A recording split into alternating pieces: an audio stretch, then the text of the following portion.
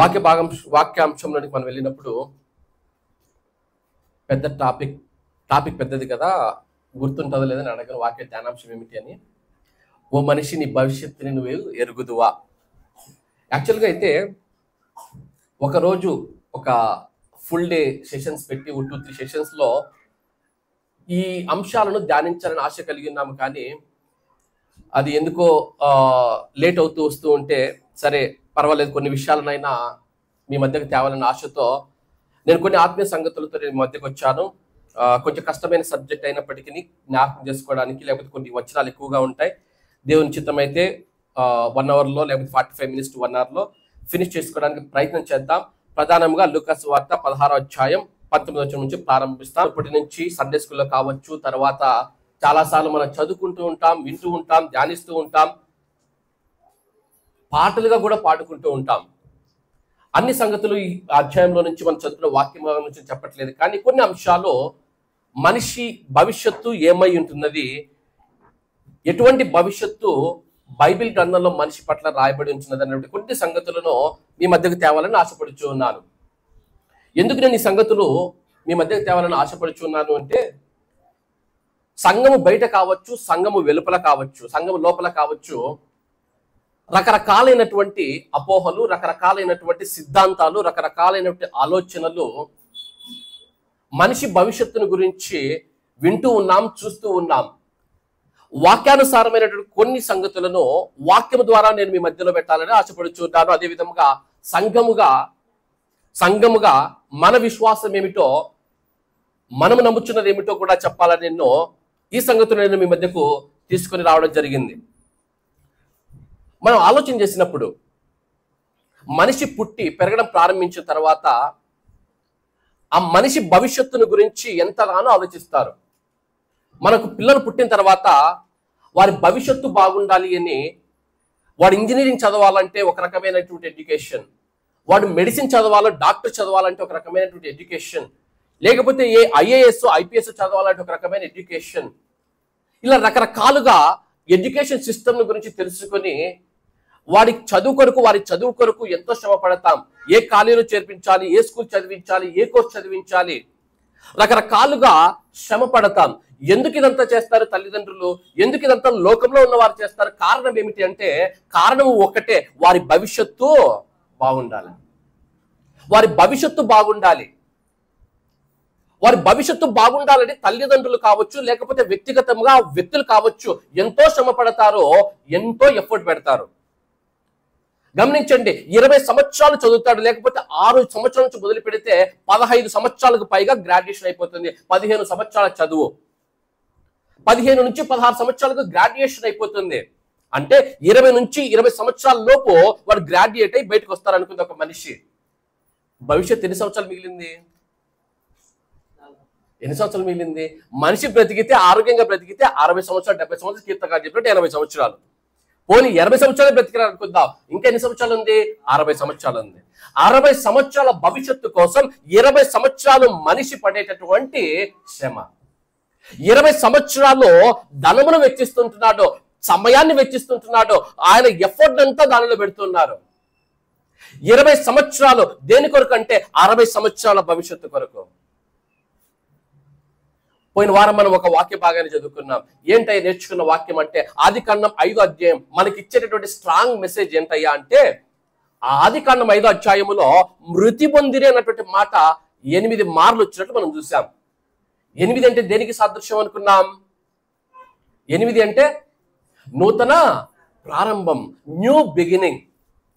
ఆదికాండము 5వ అధ్యాయం చెప్పేటటువంటి స్ట్రాంగ్ మెసేజ్ ఏంటయ్యా మనిషికి అంటే, మనిషి జీవితానికి మరణము అంతము కాదు, అది ఆరంభం. ఎటువంటి ఆరంభం అంటే అది నూతన ప్రారంభం. అనగా బైబిల్ ఇచ్చేటటువంటి స్ట్రాంగ్ మెసేజ్ ఏంటయ్యా అంటే, మనిషి జీవితము మరణం తర్వాతనే ప్రారంభమవుతుంది. మనిషి భవిష్యత్తు మరణము తర్వాతనే ప్రారంభమవుతుంది. దేవుడు మనిషిని కలుగజేసేటప్పుడట 3 భాగాలుగా సృష్టించాడు.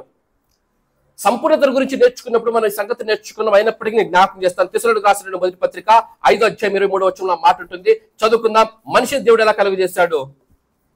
తెస్సలోనికీయులకు రాసిన మొదటి పత్రిక 5వ అధ్యాయం 23వ వచనం చదవండి. సమాధానకర్తయగు దేవుడే మిమ్మల్ని సంపూర్ణముగా పరిశుద్ధపరచును గాక, మీ ఆత్మయు జీవమును శరీరమును మన ప్రభు అయిన యేసుక్రీస్తు రాకడ యందు నిందారహితముగాను సంపూర్ణముగాను ఉండునట్లు కాపాడబడును గాక. 3 అంశాల గురించి అక్కడ భక్తుడు మాట్లాడుతున్నాడు.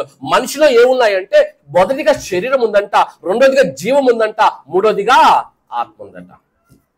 శరీరము మనకు కనిపించేది, మనం టచ్ అండ్ ఫీల్ అయ్యేది శరీరము. రెండోది జీవము, దీన్నే ఇంగ్లీష్ లో అయితే సోల్ అన్నాడు. సోల్ అని ఒక చోట, కొన్ని చోట్ల స్పిరిట్ అని ఒక చోట్ల, తెలుగులో అయితే జీవం అని ఒక చోట, జీవాత్మ అని ఒక చోట, ఇలా రకరకాలుగా వాడబడి ఉంటున్నది.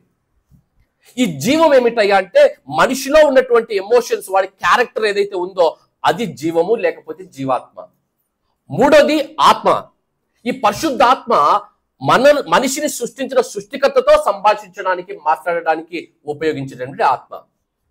3 భాగాలుగా మనిషి సృష్టించాడు. ఆదికాండం 5 ఇచ్చినటువంటి మెసేజ్, లేకపోతే బైబిల్ ఇచ్చే మెసేజ్ ఏంటంటే, మనిషి చనిపోయిన తర్వాత వాడి భవిష్యత్తు ప్రారంభమవుతుంది. ఏంటయ్యా అంటే, మనిషి మరణించినప్పుడు బాడీ, సోల్, స్పిరిట్ 3 భాగాలు ఉన్నాయి కదా. శరీరం ఉంది, జీవం ఉంది, ఆత్మ ఉంది.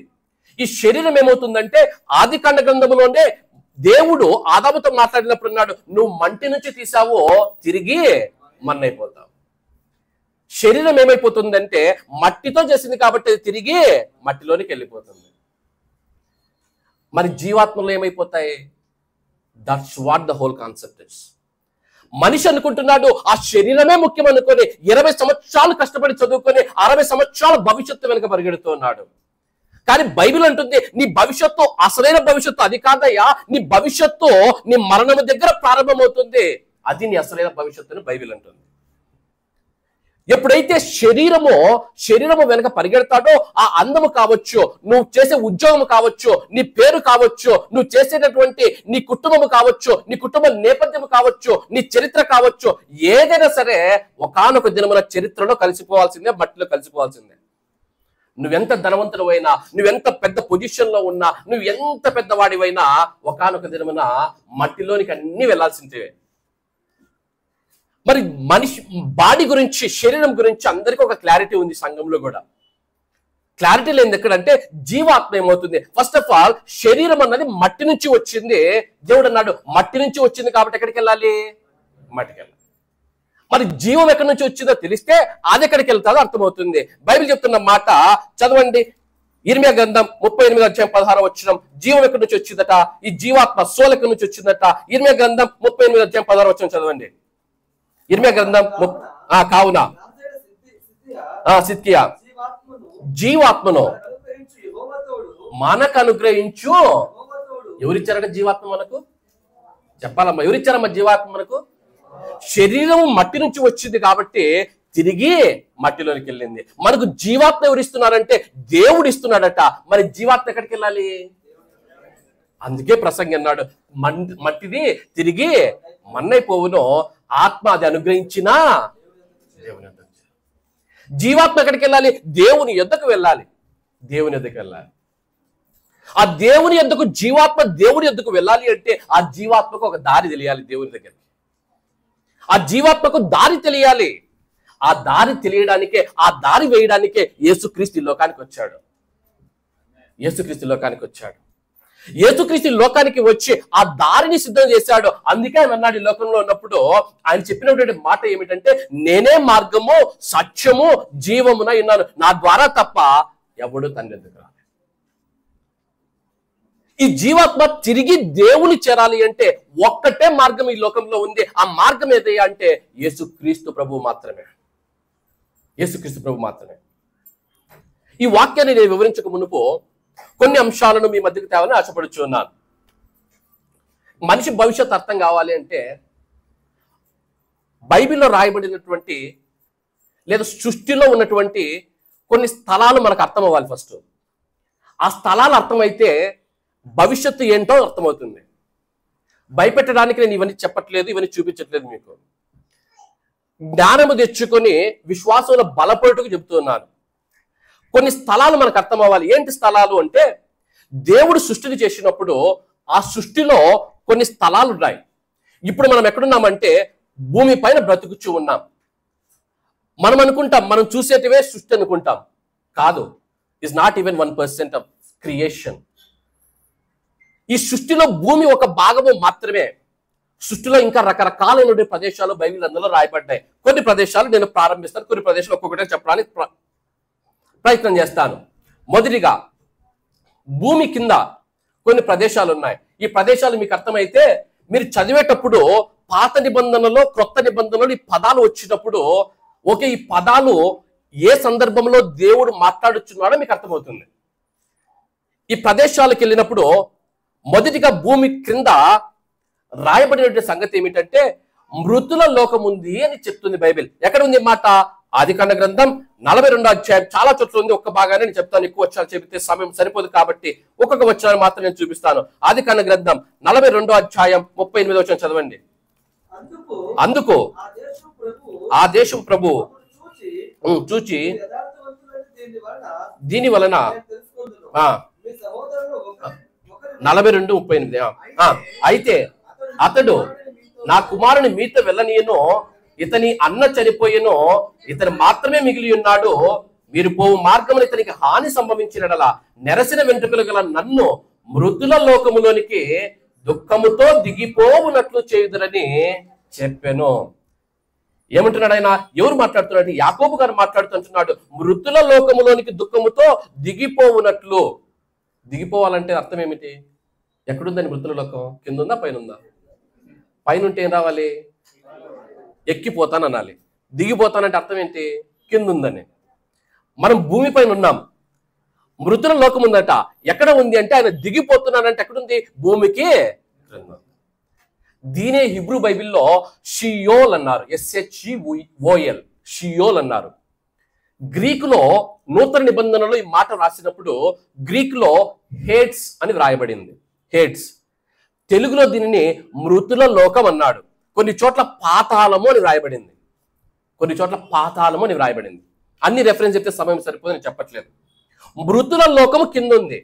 ఆ మృతుల లోకములో మరలా కొన్ని ప్రదేశాలు ఉన్నాయి. మృతుల లోకము అన్నది ఒక హోల్ పార్ట్ అయితే దానిలో మరలా కొన్ని ప్రదేశాలు అందులో రాయబడి ఉంటున్నాయి. మనం చదువుకున్నటువంటి లూకా సువార్త 16వ అధ్యాయంలో 2 ప్రదేశాలు ఆల్రెడీ ఉన్నాయి.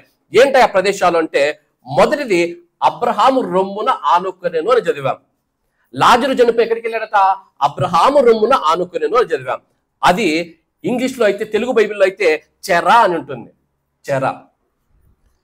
నూతన నిబంధనలో మాట రాసినప్పుడు అబ్రహాము రొమ్మున ఆనుకునేను అని ఉంటుంది. ఇంగ్లీష్ లో అయితే కీర్తనకారుడు రాసిన ప్రతిసారి చెరను గురించి మాట్లాడుతూ క్యాప్టివ్స్ చెర నుంచి విడిపించేవాడు అని మాట్లాడతాడు. ఆ చెరకు పక్కన ఇంకొకటి ఉంది, దాదే పాతాళము. పాతాళము, దానిని ఇంగ్లీష్ లో హెల్ అన్నారు. హెల్. మనం అప్పుడప్పుడు దీన్ని నరకము అంటాం. చాలా మంది బైబిల్ చదివేటప్పుడు ఏం చేస్తారంటే, బైబిల్ మనం చదివేటప్పుడు అది ఏ సమయంలో ఏ సందర్భంలో ఆ మాటలు రాయబడ్డాయో బ్యాక్గ్రౌండ్ కాంటెక్స్ట్ చాలా ప్రాముఖ్యమైనది. ఈ మాటలు మనం చదువుకున్నటువంటి లూకా సువార్త 16వ అధ్యాయంలో రాయబడినటువంటి మాటలు యేసు క్రీస్తు ప్రభుల వారు శిలువలో మరణించి తిరిగి లేయక మునుపు మాట్లాడినటువంటి మాటలు, చెప్పినటువంటి ఉపమానం. అంటే యేసు క్రీస్తుకు ముందు చనిపోయినటువంటి విశ్వాసులు ఎవరైతే ఉన్నారో, ఆ భక్తులు ఎవరైతే ఉన్నారో వారంతా ఎక్కడికి వెళ్ళేవారంటే పాతాళ లోకమునికి వెళ్తామని యాకోబు అన్నాడు. ఆ పాతాళ లోకంలో ఎక్కడ ఉంటారు అంటే ఈ చెరలో ఉన్నారు. దానినే అబ్రహాము రొమ్ము అని నూతన నిబంధన మాట్లాడుతుంది. మనకు బాగా అర్థం కావాలంటే ఈ చెరలో ఉన్న వాళ్ళు ఏమైపోయారు తర్వాత, యేసుక్రీస్తు మరణించి తిరిగి లేచిన తర్వాత ఎక్కడికి వెళ్ళారు అంటే, ఎఫ్సి పత్రికలో మనం చదువుకున్నప్పుడు మన ధ్యానాంశంలో మనం బైబిల్ స్టడీ మాట నేర్చుకున్నాం. ఆయన జ్ఞాపకం చేస్తాను. ఎఫ్సి పత్రిక 4వ అధ్యాయం 8వ వచనంలో చెరను గురించి మాట్లాడుతున్నాడు. చూడండి, ఎఫ్సి పత్రిక 4వ అధ్యాయం 8వ వచనం. అందుచేత ఆరోహణమైనప్పుడు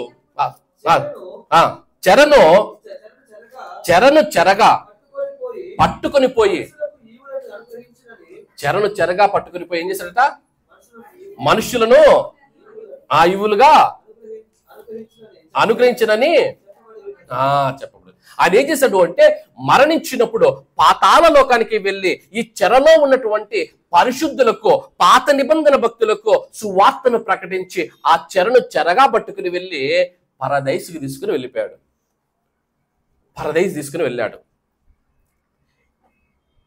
మొదటిది పాతాళ లోకంలో ఉన్నటువంటి ప్రదేశము చెర, దానిని అబ్రహాము రొమ్ము అన్నాం. రెండోది దాని పక్కనే ఉన్నటువంటిది హెల్ అని మనం ఏదైతే అన్నామో, నరకం అని ఏదైతే అన్నామో అది.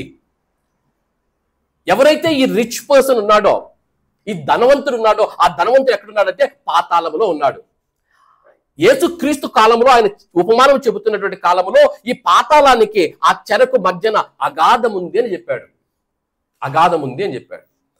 అంటే ఈ పాతాళంలో ఉన్నటువంటి వ్యక్తులు అవతల ఉన్న వ్యక్తులను చూసి మాట్లాడగలిగేటువంటి దూరంలో వాళ్ళు ఉన్నారు, మధ్యలో అగాధం ఉంది. మృతుల లోకంలో ఉన్నటువంటి మొదటి 2 ప్రదేశాలు ఇవి. రెండే కాక మరి ముఖ్యమైన 3 ప్రదేశాలు పాతాళ లోకంలో ఉన్నాయి. ఏంటయ్యా అంటే చదువుదాం. పేతురు రాసిన 2వ పత్రిక 2వ అధ్యాయం 4వ వచనం. పేతురు రాసిన 2వ పత్రిక 2వ అధ్యాయం 4వ వచనం చదవండి. దేవదూతలు పాపము చేసినప్పుడు దేవుడు వారిని విడిచిపెట్టక పాతాళ లోకమందలి కటిక చీకటి గల బిలములోనికి త్రోసి తీర్పునకు కావలిలో వాటిన. ఎక్కడుందట? పాతాళ లోకంలో. ఇంకో ప్రదేశం ఏముందట? మొదటి చెర ఉంది, రెండోది పాతాళం ఉంది, మూడోది ఏముందట? కటిక చీకటి గల బిలం ఉందట. అక్కడ ఏమని బంధించాడు? ఎవరైతే పాపము చేశారో ఆ జలప్రలయకు ముందు ఎవరైతే దేవదూతలో దేవుని కుమారులు మనుషుల కుమార్తెలతో పాపము చేశారో ఆ దేవుని కుమారులు అన్నటువంటి దేవదూతలు ఎవరైతే ఉన్నారో వారిని తీసుకెళ్లి ఆ కటిక చీకటి గల బిలములో బంధించాడు. దేనికి బంధించాడు? తీర్పు కొరకు. తీర్పు కొరకు. కటిక చీకటి గల బిలము, దానిని గ్రీకులో టార్టారస్ అన్నారు. టార్టారస్. తర్వాత 4వ ప్రదేశము ప్రకటన గ్రంథం 9వ అధ్యాయం 2వ వచనం నుండి చదవండి. ప్రకటన గ్రంథం 9వ అధ్యాయం 2వ వచనం. ఏంటి ఈ ప్రదేశం చూద్దాం. ప్రకటన 9:2. అతడు అగాధము తెరవగా కొలిమిలో నుండి లేచినటువంటి పొగ. అగాధములో నుంచి లేచి. ఏ ప్రదేశం ఇది? అగాధము అన్నాడు. దీనినే గ్రీకులో అబిస్, ఇంగ్లీష్ లో అయితే బాటమ్లెస్ పిట్. ఇది అన్నిటికన్నా చివరి భూమి కింద ఉన్నటువంటి ప్రదేశం. బాటమ్లెస్ పిట్ అనేది ఇంగ్లీష్, గ్రీకు అయితే అబిస్ అంది. మీకు గుర్తుందో లేదో, ఈ అగాధంలో ఇప్పుడు ఎవరు లేరు. జ్ఞాపకం చేస్తాను, అగాధంలో ఇప్పుడు ఎవరు లేరు. అగాధం ఖాళీగా ఉంది. దేనికి ఖాళీగా ఉంది అంటే యేసుక్రీస్తు సంఘముతో 2వ రాకడలో ఈ భూమి మీదకి సంఘముగా వచ్చినప్పుడు 1000 ఏళ్ల పరిపాలన ప్రారంభించక మునుపు చేసే పని ఏంటయ్యా అంటే సాతానుని తీసుకెళ్లి బంధిస్తాడని మనం చదువుకుంటా పాటలు పాడతాం కదా. ఎక్కడ బంధిస్తాడు అంటే ఈ అగాధములో బంధిస్తాడు. 1000 సంవత్సరాలు సాతానును ఈ అగాధంలో బంధించి ఆయన 1000 ఏళ్ల పరిపాలన చేయబోతున్నాడు. ఆ అగాధము సాతాను కొరకు ఎదురు చూస్తూ ఉంది. లాస్ట్ది అతి ముఖ్యమైనది, చాలా కాంట్రడిక్షన్స్ ఉన్నటువంటి స్థలం ఏదయ్యా అంటే రెవల్యూషన్. ప్రకటన గ్రంథం 20వ అధ్యాయం 14వ వచనం చదువుదాం. ప్రకటన గ్రంథం 20వ అధ్యాయం 14వ వచనం. మరణమును మృతుల లోకమును అగ్నిగుండములో. ఏ ప్రదేశం ఇది? అగ్నిగుండము. అంత తీర్పు జరిగిన తర్వాత సాతానుకు వారి దూతలను ఎవరైతే యేసుక్రీస్తునందు విశ్వాసం ఉంచక యేసుక్రీస్తునందు రక్షింపబడక ఉన్నటువంటి అవిశ్వాసులను అవిధేయులను నిత్య నరకానికి పంపించే ఒక ప్రదేశం ఉంది. దానిని బైబిల్ అంది అగ్నిగుండము అంది. గ్రీకు భాషలో ఈ పదం మనకు బాగా పరిచయము, గెహెన్నా అంటారు. గెహెన్నా గ్రీకు భాషలో. దానిని తెలుగులో అగ్నిగుండము అని పిలువబడింది. ఎప్పుడైనా మీరు ఆలోచన చేసినప్పుడు ఆలోచన చేయండి, ఈ అన్ని ప్రదేశాలకి మహాభయంకర ప్రదేశాలు ఏంటయ్యా అంటే అన్ని భయంకరమైన ప్రదేశాలే. మహాభయంకరం ఏంటంటే అగ్నిగుండం. అది నిత్య నరకాగ్నిగుండం. బ్రదర్, ఎందుకు నిత్య నరకాగ్నిగుండాన్ని దేవుడు కలుగజేశాడు? ఎందుకు అంత భయంకరమైన ప్రదేశాన్ని దేవుడు సృష్టించవలసి వచ్చింది? కారణం ఏమిటి? మత్తయి సువార్త 25వ అధ్యాయం 41వ వచనం చదవండి. మత్తయి సువార్త 25:41. ఎందుకు దేవుడు ఆ గెహెన్నా లేక్ ఆఫ్ ఫైర్ అన్న ప్రదేశాన్ని దేవుడు తయారు చేశాడు, కలుగజేశాడు? మత్తయి సువార్త 25వ అధ్యాయం 41. అప్పుడు ఆయన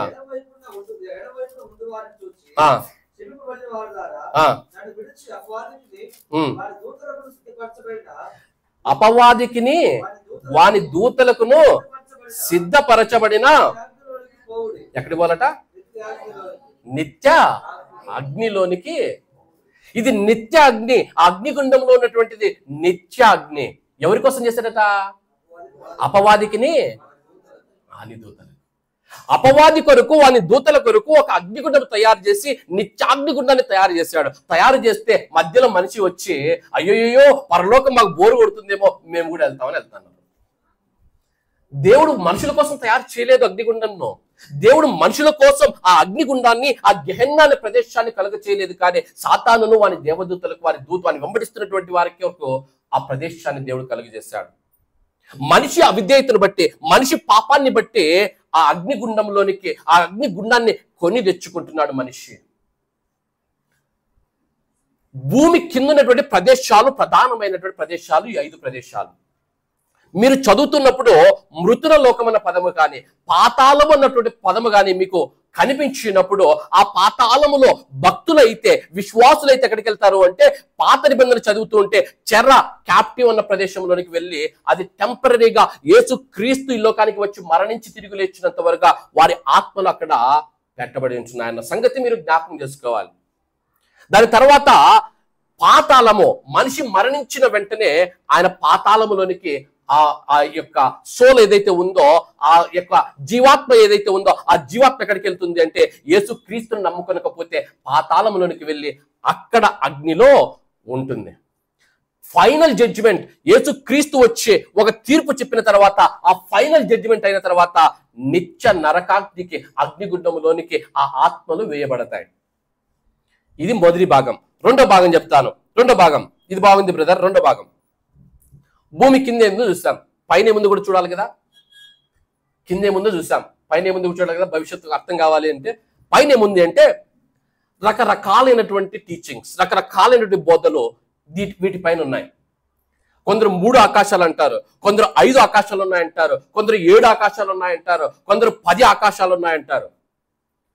but whatever the teachings, వాక్యములు ఏమున్నాయో ఆ వచనాలు మాత్రమే నేను మీకు చూపిస్తాను. మొదటిగా ద్వితీయోపదేశకాండం 10వ అధ్యాయం 14వ వచనం చదువుదాం. పైన ఏముంటున్నాయో చూద్దాం. ద్వితీయోపదేశకాండం 10వ అధ్యాయం 14వ వచనం. ద్వితీయోపదేశకాండం 10వ అధ్యాయం 14వ వచనం చదవండి. చూడుము, ఆకాశము మహాకాశములను భూమియు అందున ఉన్నదంతయు మీ దేవుడైన యెహోవాయే. ఆకాశమును మహాకాశములను భూమియు అంత ఎవరియట? దేవుడే. ఏమనంటే భూమి ఉంది, ఆ భూమి పైన ఏముందంటే ఫస్ట్ హెవెన్, మొదటి ఆకాశం ఉంది. మనకి ఏదైతే కనిపిస్తుందో పైకి చూసినప్పుడు అది మొదటి ఆకాశం. ఈ మొదటి ఆకాశము కింద మనుష్యులు బ్రతకడానికి అవసరమైన ఆక్సిజన్ కావచ్చు, ఒక అట్మాస్ఫియర్ కావచ్చు, దేవుడు ఈ మొదటి ఆకాశము క్రింద పెట్టాడు. మొదటి ఆకాశం, పక్షులు ఎగిరేటటువంటివి, విమానాలు ఎగరడానికి, ఇవన్నీ మొదటి ఆకాశములు ఎగురుతూ ఉంటాయి. మొదటి ఆకాశం. ఈ రెండో ఆకాశం చూసినప్పుడు సెకండ్ హెవెన్, రెండో ఆకాశము పై మొదటి ఆకాశము దాటితే రెండో ఆకాశం సూర్య చంద్ర నక్షత్రాదులు కలిగినటువంటిది. మనం చదువుకున్న చిన్నప్పుడు సోషల్ స్టడీస్ లో పాలపుంతలని, ఆ పాలపుంతలు కలిగినటువంటిది. ఇది రెండో ఆకాశం. రెండవ ఆకాశం, ఈ పాలపుంతలు సూర్య చంద్ర నక్షత్రాదులు కలిగి ఉన్నటువంటిది రెండవ ఆకాశం. రెండవ ఆకాశం. మరి దేవుడు ఎక్కడ ఉంటాడు? దేవుడు భూమి కింద ఉండే అవకాశం లేదు, ఎక్కడ రాయబడలేదు. మరి దేవుడు ఎక్కడ ఉంటాడు? ఎందుకు దేవుడు మొదటి ఆకాశంలో లేడు? దేవుడు ఎందుకు రెండో ఆకాశంలో లేడు? మొదటి ఆకాశంలో ఎవరున్నారు?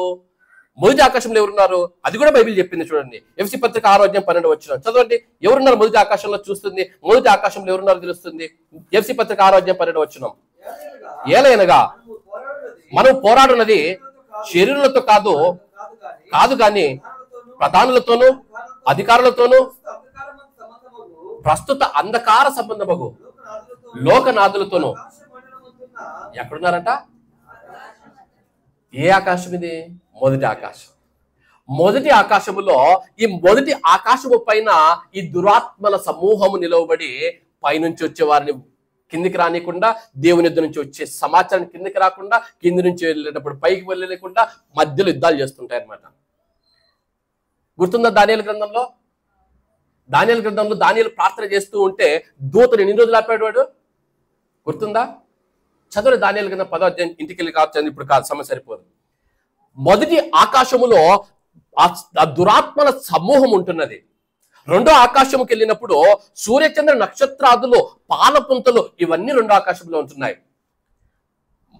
ప్రధానంగా నాకు వచ్చిన ప్రశ్న ఏంటంటే, దేవుడు ఎందుకు మొదటి ఆకాశంలో ఆయన సింహాసనాన్ని పెట్టుకోలేదు, రెండో ఆకాశంలో ఎందుకు పరలోకాన్ని పెట్టుకోలేదు, సింహాసనాన్ని పెట్టుకోలేదు అంటే, బైబిల్ ఇచ్చినటువంటి ఆన్సర్ ఏంటంటే, మొదటి రాజుల గ్రంథం 8వ అధ్యాయం 27వ వచనం.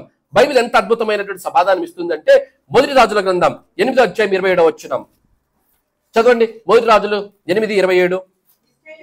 నిశ్చయముగా దేవుడు ఈ లోకమందు నివాసము చేయడు, ఆకాశ మహాకాశములు సహితము నిన్ను. దేవుడు ఎందుకు ఆకాశములో లేడు, ఎందుకు మహాకాశములో లేడు? కారణం ఏమిటంటే, ఆయనను ఆకాశము మహాకాశము అనగా మొదటి ఆకాశము రెండో ఆకాశము ఆయనను పట్టుకున్న జాలవంట. ఆయన పట్టుకున్న జాలవంట. నువ్వు నేను ఆరాధిస్తున్న దేవుడు అంత గొప్ప దేవుడు, అంత మహాదేవుడై ఉన్నాడు. భూమి ఆకాశములో, ఆకాశ మహాకాశములో ఆయనను పట్టుకున్న జాలవు. అందుకే ఆయన మొదటి ఆకాశములో లేడు, రెండో ఆకాశములోనూ లేడు. మరి ఎక్కడ ఉన్నాడయ్యా అంటే, మూడో ఆకాశము. ఈ మాట ఎక్కడ ఉంది? కొరింథీయులకు రాసినటువంటి 2వ పత్రిక 3వ ఆకాశం ఉందట. ఆ 3 ఆకాశములు ఏమున్నాయి చూద్దాం. 3 ఆకాశం కొరింథీయులకు రాసిన 2వ పత్రిక 12వ అధ్యాయం 2వ వచనం. కొరింథీయులకు రాసిన 2వ పత్రిక 12వ అధ్యాయం 2వ వచనం చదువుదాం. క్రీస్తునందున్న మనుష్యుడిని నేను ఎరుగుదునో, అతడు 14 సంవత్సరముల క్రిందట మూడవ ఆకాశమునకు కొనిపోబడినో, అతడు శరీరంతో కొనిపోబడినో నేను ఎరుగనో, శరీరము లేక కొనిపోబడినో నేను ఎరుగనో, అది దేవునికి తెలియను. ఎన్నో ఆకాశం ఉంది ఇప్పుడు? పాత నిబంధన ఉంది, ఆకాశం ఉంది, మహాకాశం ఉందండి. కొత్త నిబంధనలో భక్తులు అంటున్నాడు, నాయన అవి రెండే కాదు, ఇంకో ఆకాశం కూడా ఉంది, అది మూడో ఆకాశం. మూడో ఆకాశం. ఆ మూడో ఆకాశంలో ఏముందట? ఆయనే చెప్తున్నాడు. నెక్స్ట్ క్వశ్చన్ చదవండి ఏముందో. అట్టి మనుషుని నేను ఎరుగుదునో, అతడు పరదైసులోనికి. ఏముంది మూడో ఆకాశంలో? పరదైసు ఉందట. పరదైసు ఉంది. యేసు క్రీస్తును విశ్వసించక మరణిస్తే, ఆ మరణించిన వారికి పాతాళము ఎలా ఉందో, యేసు క్రీస్తునందు విశ్వాసం ఉంచి మరణించిన వారికి పరదైసు ఉంది. పరదైసు ఉంది. పరదైసు అన్నటువంటి మాట నూతన నిబంధనలోను అలాగే హోల్ బైబిల్లోనూ 3 వచనాలు మనకు కనిపిస్తుంది. మొదటి వచనం మనం బాగా తెలిసిన వచనం లూకా సువార్తలో ఉంటుంది కదా. యేసుక్రీస్తు సిలువలో ఉన్నటువంటి దొంగతో మాట్లాడిన మాట, నువ్వు నేడు నాతో పరదైసులో ఉందువు, పరదైసులో ఉందువు. మొట్టమొదటిసారి యేసుక్రీస్తు పరదైసు అన్నటువంటి మాట ఉపయోగించాడు. రెండోది, కొరింథీయులకు మనం చదువుకున్న కొరింథీ పత్రికలో పౌలు భక్తుడు అంటూ మూడో ఆకాశంలో పరదైసు ఉంది అని మాట్లాడుతున్నాడు. మూడోదిగా ఇదే రెవల్యూషన్ లేక ప్రకటన గ్రంథంలో 2వ అధ్యాయం 7వ వచనంలో ఆ మాట ఉంది. చదువు, ఆ మాట కూడా చదువుదాం. ప్రకటన గ్రంథం 2వ అధ్యాయం 7వ వచనం చదవండి త్వరగా. ప్రకటన గ్రంథం 2వ అధ్యాయం 7వ వచనం. చెవిగలవాడు ఆత్మ సంగములతో చెప్పుచున్న మాట వినుడుగాక, జయించువానికి దేవుని పరదైసులో ఉన్న జీవవృక్ష ఫలములో భుజింపనెత్తును. పరదైసు ఉందంట. ఆ పరదైసులో ఏముందంట? జీవవృక్షం ఉందట. జీవవృక్షం ఉందట. మొదటి ఆకాశము, రెండో ఆకాశము, మూడో ఆకాశంలో పరదైసు ఉంది. ఆ పరదైసులో జీవవృక్షం ఉంది. తర్వాత ఏముంది? జీవవృక్షం పైన ఏముంది చూస్తారా? చదువుదాం ఒక మాట. ప్రకటన గ్రంథం 22వ అధ్యాయం 1వ వచనం చదవండి. 1వ వచనం చదవండి. మరియు స్ఫటికము వలె మెరైనట్టి జీవజలముల నది దేవుని యొక్కయు గొర్రెపిల్ల యొక్కయు సింహాసనం వద్ద నుండి ఆ పట్టణపు రాజవీధి మధ్యను ప్రవహించుట ఆ దూత నాకు చూపెను. ఆ నది యొక్క ఈవలను ఆవలను జీవవృక్షం ఉండెను. అది నెలకు ఫలించుచు 12 కాపులు కాయును. ఆ వృక్షం యొక్క ఆకులు జనములను స్వస్థపరచుటకై వినియోగించును. మొదటి ఆకాశం, రెండో ఆకాశం, మూడో ఆకాశంలో పరదైసు. ఆ పరదైసులో జీవవృక్షము. ఆ జీవవృక్షము పైన జీవ నది ఉందట. ఆ జీవ నది పైన దేవుని సింహాసనం ఉంది. దేవుని సింహాసనం ఉంది. భూమి కింద ఏముందో చూసాం, భూమి పైన ఏముందో చూస్తూ ఉన్నాం. ఈ ప్రదేశాలను ఎందుకు జ్ఞాపకం చేస్తున్నారంటే, మీరు ప్రకటన గ్రంథం చదివినప్పుడు కానీ, బైబిల్ గ్రంథంలో చదివినప్పుడు కానీ, ఈ పదాలు మీకు కనపడినప్పుడు అవి ఏ సందర్భంలో రాయబడ్డాయో వాటి అర్థం ఏమిటో తెలియాలి అంటే అవి ఎక్కడున్నాయో మీకు అర్థం కావాలి. ఎక్కడ ఉన్నాయో అర్థం కావాలి. చాలా మంది చెప్పేటువంటి మాట ఏమిటంటే, పరదైసు అన్నది ఇప్పుడు లేదు అని చెప్పేవారు కొందరు, అయితే పరదైసు అంటే పరలోకమే అని చెప్పేటువంటి వారు కొందరు, రెండు ఒకటే అని చెప్పేవారు కూడా కొందరు ఉన్నారు. I'm not saying they are wrong. వాళ్ళు ఏమంటున్నారో, వాళ్ళు ఏం చెప్తున్నారో నాకైతే తెలియదు. కొందరు ఏమంటారంటే, భూమి లోపల ఏదైతే చరాన్ని వ్రాయబడిందో అది కూడా పరదైసు అని చెప్పే వాళ్ళు కూడా ఉన్నారు. కానీ బైబిల్ రెఫరెన్సెస్ లో ఎక్కడ పాత నిబంధన గ్రంథంలో పరదైసు అన్న మాట వ్రాయబడలేదు, చెప్పబడలేదు. కొత్త నిబంధనలో యేసుక్రీస్తు మొట్టమొదటి సిలువలో ఉన్నటువంటి దొంగతో చెబుతూ ఆ మాట అన్నాడు. అంటే అంతకు ముందు ఎవరైతే విశ్వాసులు ఉన్నారో వారంతా భూమి కింద టెంపరరీ లొకేషన్, ఒక చెరలో ఉన్నారు. యేసుక్రీస్తు మరణించి తిరిగి లేచిన తర్వాత ఆ చెరను పట్టుకుని వెళ్ళి వీరందరినీ తీసుకెళ్ళి ఎక్కడ పెట్టాడంటే పరదైసులో పెట్టాడు. ఇప్పుడు భక్తులంతా ఎక్కడున్నారు? పరదైసులో ఉన్నారు, పరలోకంలో లేరు, పరదైసులో ఉన్నారు. ఇప్పుడు మనం చదువుకున్నప్పుడు వాక్యానికి వెళ్దాం. ఇప్పుడు పరదైసు పరలోకానికి అర్థం తెలుస్తుంది. మనం చదువుకున్నప్పుడు వాక్యానికి వెళ్దాం. లూకాసు వార్త 16వ అధ్యాయానికి వెళ్దాం. క్లుప్తంగా చెప్పడానికి ప్రయత్నం చేస్తాను. లూకాసు వార్త 16వ అధ్యాయం. లూకాసు వార్త 16వ అధ్యాయానికి వెళ్ళినప్పుడు ప్రధానంగా 3 అంశాలు మనం నేర్చుకోవడానికి ప్రయత్నం చేద్దాం. లూకాసు వార్త 16వ అధ్యాయంలో 2 రకాల మనుషులు మనకు కనిపిస్తున్నారు. ఒక ఆయన ధనవంతుడు, రెండో ఆయన దరిద్రుడు అని ఉంటుంది బైబిల్లో. దరిద్రుడు చనిపోయి అని ఉంటుంది, లాజరు. రైట్? ధనవంతుని పేరు రాయబడలేదు, కానీ దరిద్రుడి పేరు అయితే చక్కగా జీవ గ్రంథంలో రాయబడింది, అలాగే పరిశుద్ధ గ్రంథంలోనూ రాయబడింది. ఆయన పేరు ఏం పేరట? లాజర్ గారు. రైట్? వీరి ఇద్దరిలో ఉన్నటువంటి 3 వ్యత్యాసాలు మనం చూడబోతున్నాం. ఏంటి మొదటి వ్యత్యాసము అంటే, మొదటిది వారి బ్రతుకుల్లో తేడా కనిపిస్తుంది, రెండోది వారి మరణంలో తేడా కనిపిస్తుంది, మూడోది వారి భవిష్యత్తులోనూ తేడా కనిపిస్తుంది. 3 తేడాలు ఆ వాక్య భాగంలో మనకు కనిపిస్తాయి. మొదటి తేడా బ్రతుకులో తేడా. ఇంట్రొడక్షన్ ఎలా ఉంటుందంటే, 19వ వచనంలో యేసుక్రీస్తు మాట్లాడుతూ, ప్రభు మాట్లాడుతున్నాడు, ధనవంతుడు ఒకడు నేను, అతడు ఊదారంగు బట్టలను సన్నపు నార వస్త్రములు ధరించుకొని ప్రతి దినము బహుగా. ఈ ధనికుడట ఎటువంటి బట్టలు వాడేవాడు ఎందుకు రాశాడు? దేవుడు ఎందుకు చెప్పాడు అంటే, అతడు ఊదారంగు బట్టలను సన్నపు నార వస్త్రములను. ఈ బట్టలు వేసుకోవాలి అంటే ఆ ధనికుడు నివసిస్తున్నటువంటి దేశంలో ఇటువంటి బట్టలు దొరకవు. ఆనాటి కాలంలో చుట్టూ ఉన్నటువంటి దేశాల్లో, దూరంగా ఉన్నటువంటి కొన్ని దేశాల్లో మాత్రమే ఇవి దొరికేవి. అంటే ఆ కాలంలోనే మనవాడు ఇంపార్టెంట్ బ్రాండ్లు బట్టలు వాడుతున్నాడు. మన భాష చెప్పాలంటే ఇంపార్టెంట్ బ్రాండెడ్ బట్టలు వాడుతున్నాడు. అఫ్ కోర్స్ ఇప్పుడు ఇంటర్నెట్ గ్లోబలైజేషన్ ఎక్కువైపోయినాక ఇంపోర్టెడ్ బ్రాండెడ్ బాగా కామన్ అయిపోయింది. ఆనాటి కాలంలో కామన్ కాదు. ఈయన ఊదారంగు బట్టలు, సన్నపు నార బట్టలను ఇంపోర్టెడ్ చేసుకుని మరి తన అందాన్ని, తన సొగసులు దర్శకుంటూ ఆయన బహుగా సుఖపడుచున్నాడట. ఆయన జీవితాన్ని చూసినప్పుడు ఆయన జీవితంలో స్వార్థము తప్ప మరి ఇంకోటి ఏమీ కనిపించదు. గమనించండి, ఆ కాలంలోనే ఆయన ఇంపోర్టెడ్ బట్టలు వేసుకునే రేంజ్ లో ఆయన ధనము కలిగి ఉన్నట్లయితే, ఆ పక్కన ఉన్నటువంటి ఆహారము లేక, ఆరోగ్యము బాగలేక కనపడుతున్నటువంటి లాజరు ఆయన కంటికి కనిపించలేదు.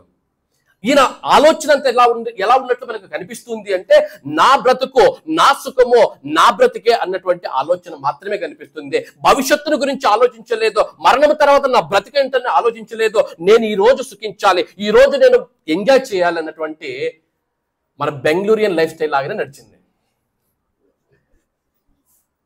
నేను ఈ రోజు సుఖపడితే చాలు, నేను ఈ రోజు తింటే చాలు, నేను ఈరోజు ఎంజాయ్ చేస్తే చాలు, రేపు ఏమిటి, నేను మరణిస్తే నా బ్రతికేమిటి అన్నటువంటి ఆలోచన లేక బ్రతికిన బ్రతుకు, స్వార్థపూరితమైన బ్రతుకు. రెండవ పక్క మనకి ఇంకో వ్యక్తి కనిపిస్తుంటున్నాడు, లాజరు కనిపిస్తుంటున్నాడు. వాడు కురుపులతో నిండిన వాడై ధనవంతుని ఇంట వాకిట పడి ఉండి అతని బల్ల మీద నుండి పడి రొట్టె ముక్కలతో ఆకలి తీర్చుకునగోరేను. ఈ హోల్ స్టోరీలో నాకు నచ్చిన ఒక పాయింట్ ఏంటంటే, చాలా ఉన్నాయి కానీ నచ్చిన ఒక పాయింట్ ఏంటంటే, లాజర్కి డైలాగులు లేవు. అదేంటి లాజర్కి ఒక డైలాగ్ లేదు? మరలా చదివారు. లాజరు ఇంత దారుణమైన స్థితిలో ఉన్నాడు. ఆ ధనికుడు ఎదురుగా వాడు అంత ఎంజాయ్ చేస్తుంటే ఈయన దేవుడి దగ్గరికి వెళ్ళిన ఒక మాట, ప్రభువా వానికేమో అంత ఇచ్చావు, నా పరిస్థితి ఏంటి ఇలా పెట్టావు అన్న అడగాలి కదా. అడగలేదు, లాజరు అడగలేదు. దట్ ఈస్ కాల్, దాన్ని అంటాం కదా మనము యథార్థత అంటాం. యథార్థమైనటువంటి బ్రతుకు, యథార్థతతో కూడిన బ్రతుకు బ్రతికాడు లాజరు. ఏమి ఉన్నా ఏమి లేకపోయినా, ఏమి ఉన్నా ఏమి లేకపోయినా, ఏ శ్రమ ఉన్నా ఆయన యథార్థతతో బ్రతికాడు. రెండు రకాల బ్రతుకులు మనకు కనిపిస్తూ ఉంటున్నాయి. నేను ఎంజాయ్ చేస్తే చాలో, ఈ రోజు గడిస్తే చాలో, నేను ఎంజాయ్ చేస్తే చాలు అనేటువంటి బ్రతుకు ఒక ప్రక్క. దేవుడు నాకు నీతినిచ్చాడు, పరిశుద్ధతనిచ్చాడు, యథార్థతనిచ్చాడు, ఆ యథార్థతలో నేను బ్రతుకుతాను అన్నట్టు బ్రతుకు మరొక ప్రక్క. ఎవరి బ్రతుకు దగ్గరగా నీ బ్రతుకుంది? దేవుడు నిన్ను పరిశుద్ధపరిచాడు, దేవుడు నిన్ను నీతిమంతుడు చేశాడు, నీతిమంతురాలను చేశాడు, పరిశుద్ధురాలను చేశాడు. ఆ పరిశుద్ధతలో, ఆ నీతిలో యథార్థముగా బ్రతుకుతో లాజరు జీవితానికి దగ్గరగా ఉందా? ఈరోజు ఎంజాయ్ చేస్తే చాలు, ఈరోజు ఎంజాయ్ చేస్తే చాలు. దేవుడు ఏంటి, దేవుడు ఉన్నాడో లేడో ఎవరికి తెలుసు అని చెప్పి ధనికుడు లాగా నీ జీవితం ఉందా? రెండు రకాలైనటువంటి జీవితాలు మనకు కనిపిస్తుంటున్నాయి. బ్రతుకులో తేడా ఉంది. రెండోదిగా 22వ వచనంకి వచ్చినప్పుడు ఆ దరిద్రుడు చనిపోయి దేవదూతల చేత అబ్రహాము రొమ్మున ఆనుకున్నట్టుకు కొనిపోబడెను. ధనవంతుడు కూడా చనిపోయి పాతి పెట్టబడెను. దరిద్రుడు చనిపోయాడు. ఇంట్రడక్షన్, ధనవంతుడి ఇంట్రడక్షన్ ఎంత రేంజ్ లో ఉంటుందంటే అంత రేంజ్ లో ఉంటుంది. మరణకు వచ్చినప్పుడు ఆ మరణంలో ఇంట్రడక్షన్ చూసినప్పుడు దరిద్రుడు చనిపోయి తర్వాత ఏముంది?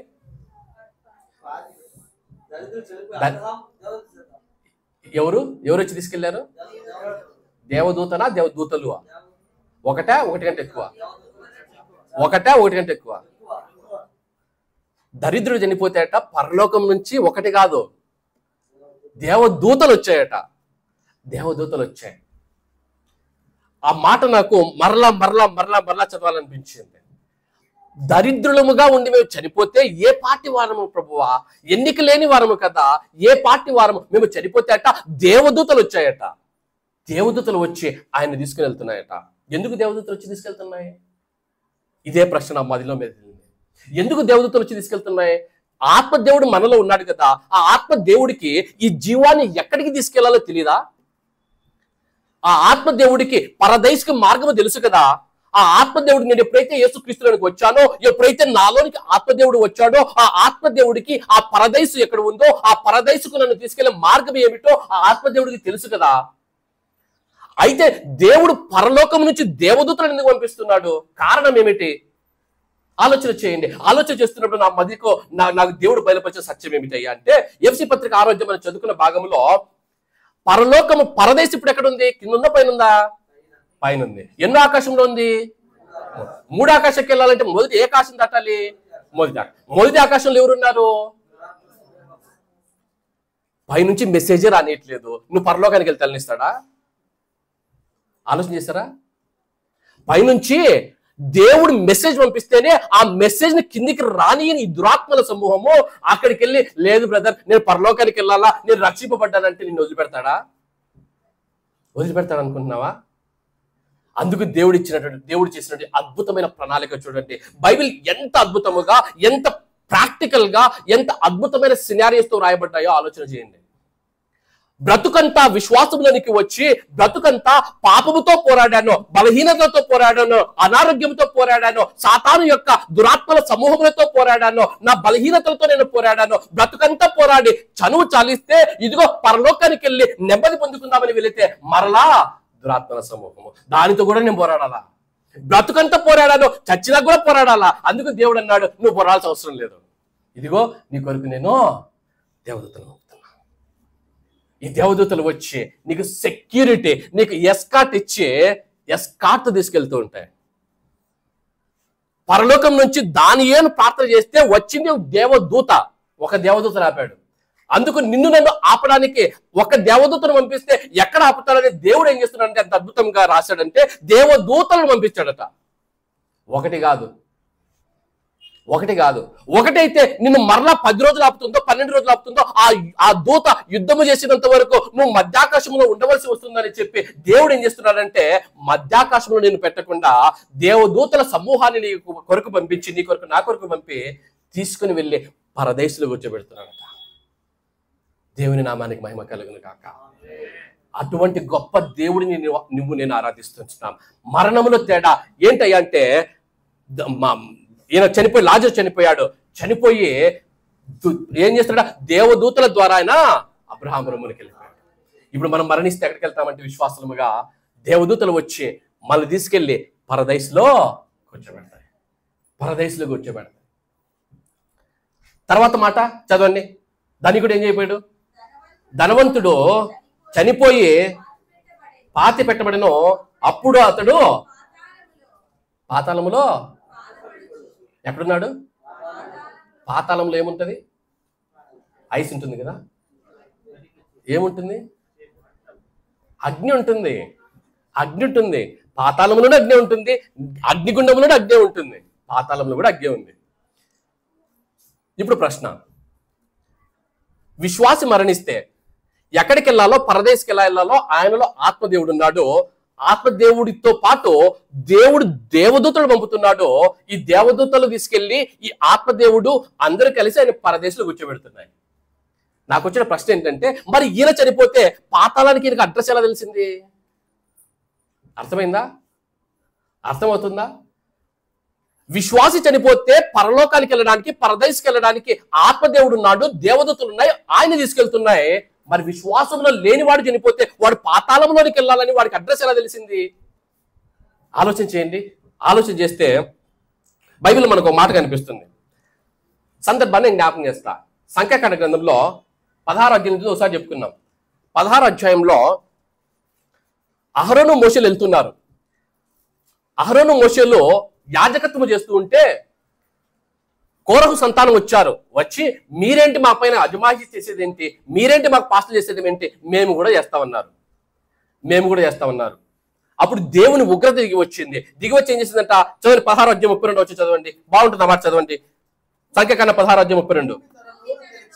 భూమి తన నోరు తెరచి వారిని, వారి కుటుంబములను, కోరహు సంబంధులందరినీ, సంపాద్యమును మృంగి వేసెను.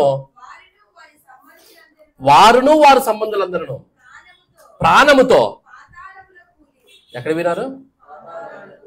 ఎట్లా కూలేరు పాతాళంలోనికి? ఎవరు తీసుకెళ్లారు పాతాళంలోనికి? వాళ్ళని చదవండి, అక్కడ ఉంది కదా.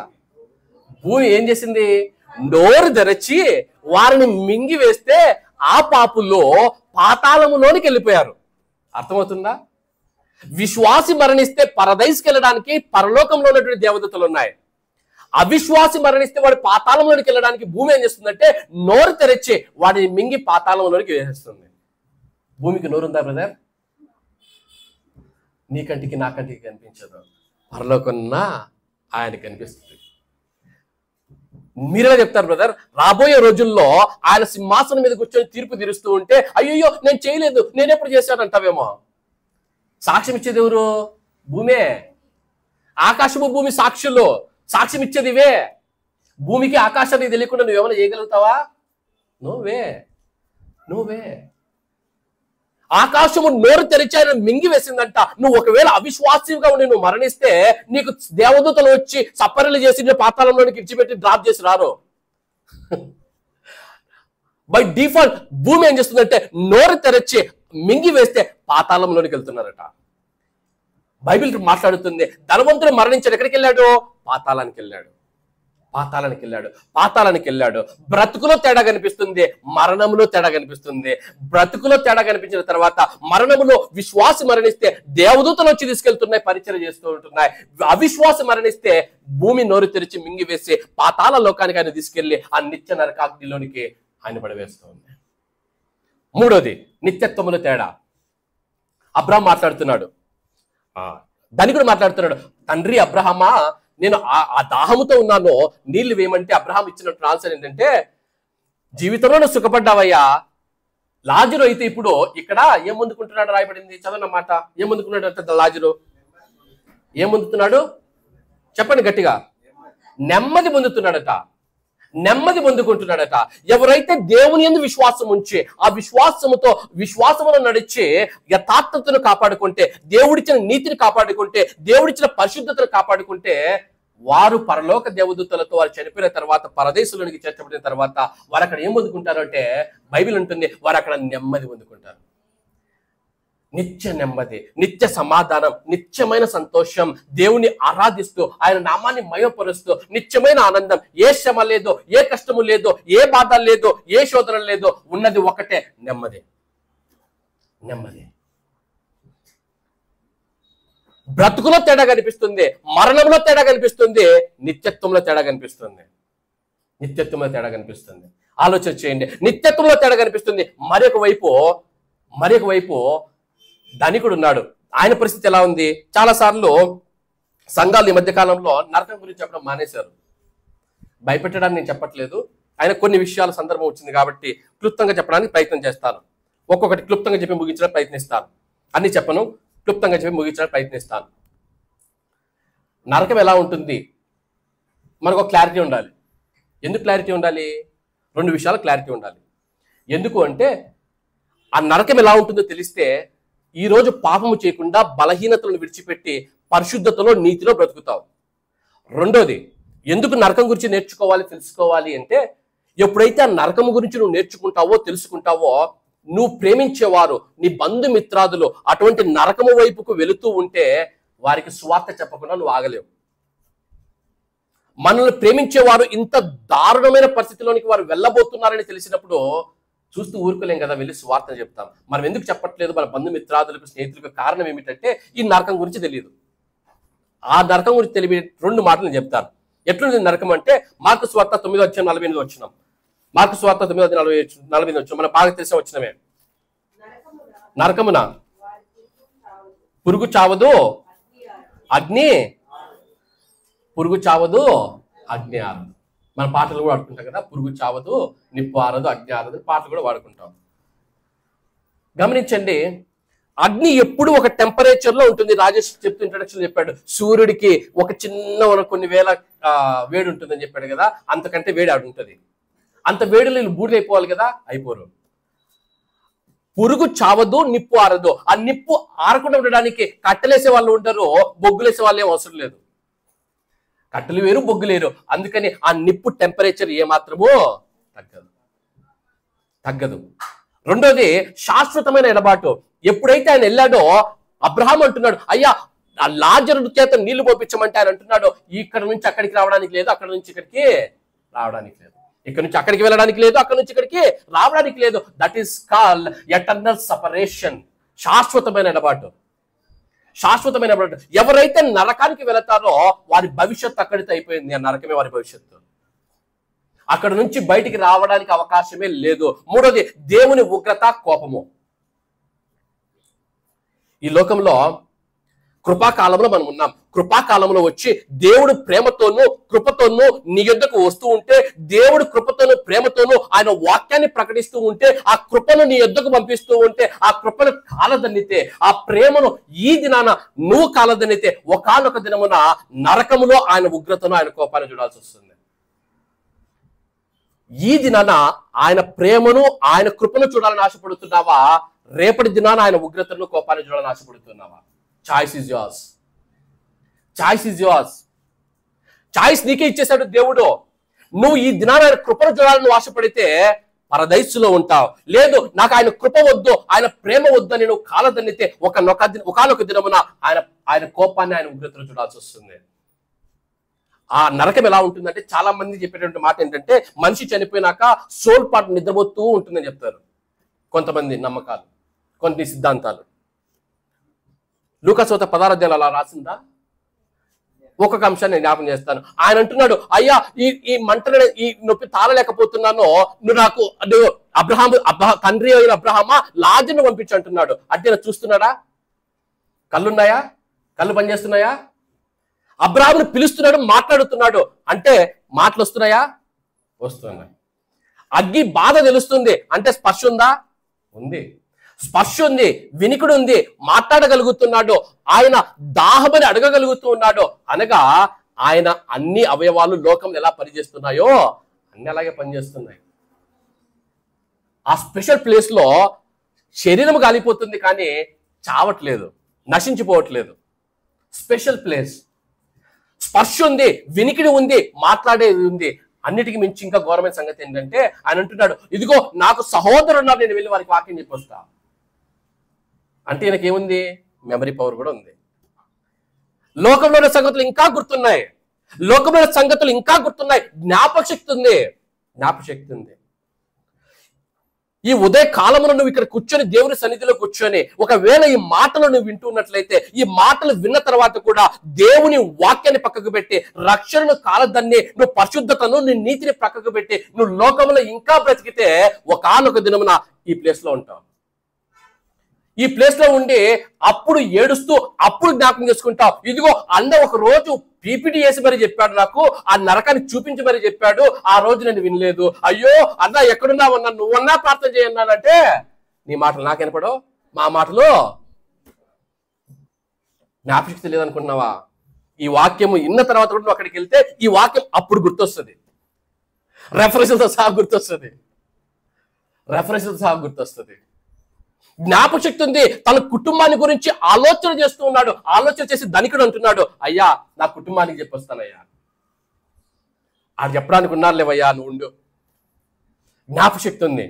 అన్నిటికీ మించి మత్తయి సువార్త 24:51 ఇంకో మాట్లాడు చదువుదాం. 24:51 అక్కడ ఏముంటుందట?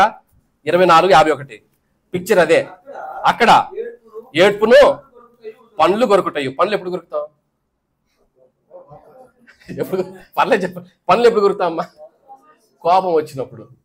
మంట తాళలేక నీళ్ళిచ్చే వాళ్ళు లేకపోతే ఎవరు ఎంత అరిచినా, రోజులు రోజులు రోజులు పడి అరుస్తున్నా, ఒక్క స్వరం కూడా నాకు ఆన్సర్ ఇవ్వకపోతే వచ్చేది ఏంటి? కోపం వస్తుంది. నాకు ఫ్రస్ట్రేట్ అయిపోతున్నా, నేను ఇరిటేట్ అయిపోతున్నా అనుకున్నావా? ఇప్పుడు ఇక్కడ ఫ్రస్ట్రేట్ అయితే, ఇక్కడ ఇరిటేట్ అయితే నిజమైన ఫ్రస్ట్రేషన్ ఆడుంటది. నీ ఫ్రస్ట్రేషన్, నీ ఇరిటేషన్స్ ఇక్కడ వదిలేసుకో, నీ కోపాన్ని ఇక్కడ చంపేసుకో.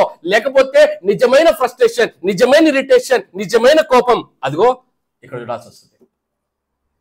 ఆలోచిస్తుంటున్నావా? ఎలాగుంది నీ ఆత్మీయ జీవితం? ఆలోచిస్తుంటున్నావా? ఫ్రస్ట్రేషన్తో ఆయన అరుస్తూ ఉన్నాడు, ఫ్రస్ట్రేషన్తో మాట్లాడుతూ ఉన్నాడు. అయ్యా ఆయన చేతి వేలుతో ఒక చుక్క నీళ్ళు ఇవ్వయ్యా అంటే కుదరదయ్యా, కుదరదయ్యా. నేను భయపెట్టడానికి చూపించట్లేదు, భయపెట్టడానికి చెప్పట్లేదు. రియాలిటీ నేను మాట్లాడుతున్నాను, రియాలిటీ నేను మాట్లాడుతున్నాను. చివరిగా మంచి భవిష్యత్తు నుంచి కొన్ని అంశాలు చెప్పి నేను ముగించే ప్రయత్నిస్తాను. 2 రకాల దారులు బైబిల్ అందులో మనకు చూపిస్తుంది. 2 రకాల దారులు ఉంటున్నాయి. మొదటి దారి, దాన్నే బైబిల్ అంది ఇరుకు మార్గము, విశాల మార్గం అని. ఇరుకు మార్గము, విశాల మార్గము. విశాల మార్గము నా ఇష్టం, నా రాజ్యం, నేను సుఖపడాలి, నాకు దేవుడు లేడు, యేసుక్రీస్తు ఎవరు, ఆయన కన్యకు పుట్టాన గ్యారంటీ ఏంటి, ఆయన పుట్టాన గ్యారంటీ ఏంటి, ఇవన్నీ ప్రశ్నలు అడుగుతున్నారు కదా. అది విశాల మార్గం. ఏ ప్రశ్న అడగచ్చు, ఎందుకంటే అది విశాల మార్గం. ఏ ప్రశ్న అడగచ్చు. ఆ ప్రశ్న అడిగినప్పుడు దేవుని అంగీకరించక ఆయన ప్రేమను తృణీకరిస్తే, ఆయన కృపను తృణీకరించే వాళ్ళకి ఆ విశాల మార్గం, వారు మరణించిన వెంటనే వారి భవిష్యత్తు ప్రారంభమవుతుంది. ఎక్కడ ప్రారంభమవుతుందంటే హెల్, పాతాళంలో ప్రారంభమవుతుంది. ఆ పాతాళములో వారు ఆ అగ్నిలో అగ్ని చేత కాల్చబడుతూ ఉంటారు. ఆ ధనికుడు ఉన్నటువంటి ప్రదేశం ఇదే. ఇది నేను ధ్యానిస్తున్నప్పుడు నాకు వచ్చిన ప్రశ్న ఏంటంటే, ఒక ఆలోచన ఏంటంటే, లూకా సువార్త రాసింది 2000 సంవత్సరాల క్రితం కదా, 2000 సంవత్సరాల క్రితం. ఇంకా తీర్పు జరగలేదు, ఆయన మధ్యాకాశానికి రాలేదు, రెండో రాకడ రాలేదు, ఇంకా ధవల సింహాసనం తీర్పు అయిపోలేదు, ఇంకా తీర్పు జరగలేదు. తీర్పు జరిగినంత వరకు పాపులందరూ ఈ పాతాళంలోనే ఉండాలి. అంటే ఇప్పుడు ధనికుడు ఎక్కడ ఉండాలి? ధనికుడు ఇంకా ఆ పాట పాడుతుండాలి, అబ్రహాము తండ్రి నాకు నీళ్ళు కావాలి, అబ్రహాము తండ్రి నాకు. ఎన్ని సంవత్సరాలైంది? 2000 సంవత్సరాలైనా ఆడే ఉంటాడు. ఇప్పటికీ అదే డిస్కషనే, ఇప్పటికీ అదే పాట పాడుతూ ఉంటాడు. అర్థమవుతుందా భవిష్యత్తు ఏంటో? మనిషి భవిష్యత్తు మీకు అర్థమవుతుందా? ఎప్పుడైతే మరణిస్తాడో అవిశ్వాసి పాతాళానికి వెళతాడో. ఒకానొక దినమున ధవల సింహాసనము తీర్పు జరిగినప్పుడు ఆ ధవల సింహాసనము తీర్పులో మృతులు లేపబడతారు. ఆ ధవల సింహాసనం తీర్పుకు ముందు మృతులు లేపబడతారు. వారికి శరీరం అనుగ్రహించబడుతుంది. ఆ శరీరంతో తీర్పులో నిలబడతారు. ఆ తీర్పు జరిగిన తర్వాత వారు దేవదూతలు, పాపము చేసిన దేవదూతలు, ఆ సాతాను వెంబడించిన దేవదూతలతో కలిపి అందరూ అగ్నిగుండములో వేయబడతారు. ఇది నిత్య నరకాగ్ని అంది బైబిల్. ఇది నిత్య మరణము అని ప్రకటన గ్రంథం. అంటే దానికి వెళ్ళిన తర్వాత ఇంకా లేదు, వేరే ఆప్షన్ కూడా లేదు. కటిక చీకటి, నిత్య నరకాగ్ని. అది మొదటి అవిశ్వాసి యొక్క అంతిమ తీర్పు, వాడి భవిష్యత్తు. విశ్వాసుల భవిష్యత్తును చూసినప్పుడు ఒక అంచెలంచెలుగా కొన్ని స్టేజెస్ ఉంటాయి. చక్కగా ఉంటాయి, చాలా బాగుంటాయి. అవిశ్వాసికి ఏం లేదు, స్ట్రైట్ ఫార్వర్డ్. ఒకటే ఉంటే పాతాళం అగ్నిలో ఉంటాడు, లేదా అగ్నిగుండం అగ్నిలో ఉంటాడు. ఒకటే తీర్పు. అర్థమవుతుందా? ఇప్పుడు విశ్వాస తీర్పు చూస్తాను. విశ్వాస తీర్పు, విశ్వాసి మరణించినప్పుడు, ఆయన కృపను బట్టి ఆయన రక్షణకు వచ్చి మరణించినప్పుడు దేవదూతల చేత కొనిపోబడి పారడైజ్ అనగా పరదేశులోనికి వెళతారు. ఆ పరదేశంలో నెమ్మది పొందుకుంటూ ఉంటారు. ఎందుకు డైరెక్ట్ పరలోకానికి తీసుకెళ్లేదు దేవుడు? ఎందుకు పరదేశంలో పెట్టాడు? చాలా మంది పరదేశు పరలోకము ఒకటే అని చెప్పేటటువంటి బోధకులకి సమాధానం, పరదేశు పరలోకం ఒకటి కాదు. ఎందుకు కాదు? పరలోకానికి వెళ్ళాలంటే శరీరం కావాలి. ఆ శరీరముతో వెళ్ళి ఆ శరీరముతో నిలబడి దేవుని ఆరాధించాలి. బాడీ అనగా శరీరము మట్టిలో కలిసిపోయింది. సోల్, జీవాత్మలు మాత్రమే పరదేశంలో ఉన్నాయి, దానికి శరీరము లేదు. యేసుక్రీస్తు మధ్యాకాశముకు వచ్చి రాకడలో రెండో రహస్య రాకడలో ఆయన మధ్యాకాశముకు వచ్చి బూర ఊదినప్పుడు ఈ ఆత్మలను వెంటబెట్టుకుని వచ్చినప్పుడు వారికి మహిమ శరీరములు ఇవ్వబడతాయి. ఆ మహిమ శరీరమును ధరించుకొని ఎత్తబడిన సంఘముతో కలిసి పరదైసులో ఉన్న వారు మహిమ శరీరము ధరించి అందరూ కలిసి ఒక్కసారిగా పరలోక రాజ్యానికి వెళతారు. మన మొదటి భవిష్యత్తు, మొదటి డెస్టినేషన్ పరదైసు. రెండో డెస్టినేషన్ హెవెన్, పరలోక రాజ్యం. 7 సంవత్సరాలు పరలోక రాజ్యంలో గొర్రెపిల్ల వివాహ మహోత్సవంలో పాల్గొని ఆయనతో కలిసి విందులో ఉంటాం. 7 సంవత్సరాలు పరలోక రాజ్యంలో. పరలోక రాజ్యంలో అయిన తర్వాత యేసు క్రీస్తుతో కలిపి లోకానికి వచ్చి ఈ లోకంలో ఆయన సింహాసనాసీనుడైతే 1000 సంవత్సరముల రాజ్య పరిపాలన ఈ లోకాన్ని పరిపాలిస్తాం క్రీస్తుతో కలిసి. మన మూడో డెస్టినేషన్, మన భవిష్యత్తులో మొదటి డెస్టినేషన్ ప్యారడైజ్, రెండో డెస్టినేషన్ పరలోకం, మూడో డెస్టినేషన్ 1000 ఏళ్ల పరిపాలన. 1000 ఏళ్ల పరిపాలన తర్వాత మరలా ఆ అగాధములో బంధించబడిన ఎవరైతే సాతానుడు ఉన్నాడో వాడు వచ్చినప్పుడు వాడితో యుద్ధము జరిగి వాడిని అగ్నిగుండంలో పడవేసి మన నూతన యెరూషలేము పట్టణానికి ప్రభు మనల్ని తీసుకుని వెళతాడు. ఆ నూతన యెరూషలేము పట్టణము మన నిత్య జీవముతో కూడినటువంటి పట్టణము, ఆయనతో కలిసి నిత్యము బ్రతికేటటువంటి పట్టణము. అది మన డెస్టినేషన్. అది మన డెస్టినేషన్. అవిశ్వాసులకు డెస్టినేషన్ లేవు. అగ్ని వాళ్ళ డెస్టినేషన్. విశ్వాసుల డెస్టినేషన్ వాటిని చదువుతూ ఉన్నా, వాటిని ధ్యానిస్తూ ఉన్నా, ఏంటి ప్రభువా ఎన్నిక లేని వారము కదా, ఇంత అద్భుతమైనటువంటి ప్రణాళిక, మా భవిష్యత్తును గురించి నువ్వు ఇంతగా ఆలోచన చేసావా, మా భవిష్యత్తును నువ్వు ఇంతగా తీర్చిదిద్దావా అని దేవుని ఆరాధించకుండా ఉండలేము. చివరి ఒక ప్రశ్న అడివేసి ముగించిన ప్రయత్నిస్తాను. 2 భవిష్యత్తులను చూసావు. ఎటువంటి భవిష్యత్తు వైపు నువ్వు పరిగెడుతున్నావు? ఎటువంటి భవిష్యత్తు వైపు నువ్వు నీ కుటుంబం పరిగెడుతుంది? ఎటువంటి భవిష్యత్తు వైపుకు నీ బిడ్డల జీవితాలను నడిపిస్తూ ఉన్నావు? యోబు గ్రంథంలో ఒక మాట చెప్పిన ముగించిన ప్రయత్నిస్తున్నాను. యోబు గ్రంథం 24వ అధ్యాయం 19వ వచనం. యోబు గ్రంథం 24వ అధ్యాయం 19వ వచనం. ఈ మాట చెప్పి నేను ముగిస్తాను. యోబు గ్రంథం 24:19. అనావృష్టి చేత ఉష్ణము చేతను మంచు నీళ్లు ఎగసిపోవునట్లు పాతాళము. పాతాళం ఏం చేస్తుందంట? గట్టిగా చెప్పాలి అందరూ. పాతాళం ఏం చేస్తుందమ్మా? పాపము చేసిన వారిని, అడ్రస్ అక్కర్లేదు పాతాళానికి వెళ్ళడానికి. పాతాళమును పాపము చేసిన వాడిని పట్టుకుంటుందట. ఒకవేళ పాతాళము నిన్ను పట్టుకోకూడదన్న ఆలోచన నీకుంటే, పాతాళము నీ యొద్దకు రాకూడదు, పాతాళము నీ వెంట పడకూడదు, పాతాళము నిన్ను పట్టుకోకూడదు అన్న ఆశ నీకుంటే నువ్వు యేసుక్రీస్తుని పట్టుకో. నువ్వు యేసుక్రీస్తుని పట్టుకో. నువ్వు యేసుక్రీస్తుని పట్టుకున్నాడు. నువ్వు యేసుక్రీస్తుని పట్టుకుని ముందుకు సాగు. యేసుక్రీస్తుని నువ్వు పట్టుకుంటే పాతాళం నీ ఎద్దుకు రాదు. యేసుక్రీస్తు నాకొద్దు, ఆయన ఎవరు, ఆయన నిజమైన దేవుడా, ఎవరు చూశారు, ఎప్పుడు వచ్చాడు, ఇలాంటి ప్రశ్నలు వేసి యేసుక్రీస్తును ఆయన కృపను ఇదాన కాలదనితే ఒకానొక దినాన పాతాళానికి పట్టుబడతాం. యేసుక్రీస్తు వారి శ్రేష్టమైనటువంటి నామములో నువ్వు నీ కుటుంబము ఆయన ఇచ్చిన పరిశుద్ధతలోను నీతిలోను కొనసాగింపబడి యేసుక్రీస్తుని పట్టుకొని ఆయన రక్షణను పట్టుకొని ముందుకు సాగుతూ పరదేశంలోనికి పరలోకములోనికి 1000 పరిపాలనలోనికి ఆ నిత్య పట్టణమైనటువంటి ఆ యెరూషలేము పట్టణంలోనికి నడిపించబడుదురు గాక. అటువంటి నిరీక్షణ పరిశుద్ధాత్మ దేవుడు మీకు మీ కుటుంబాలకు సకలలోక పరిశుద్ధులకు అనుగ్రహించి నడిపించును గాక.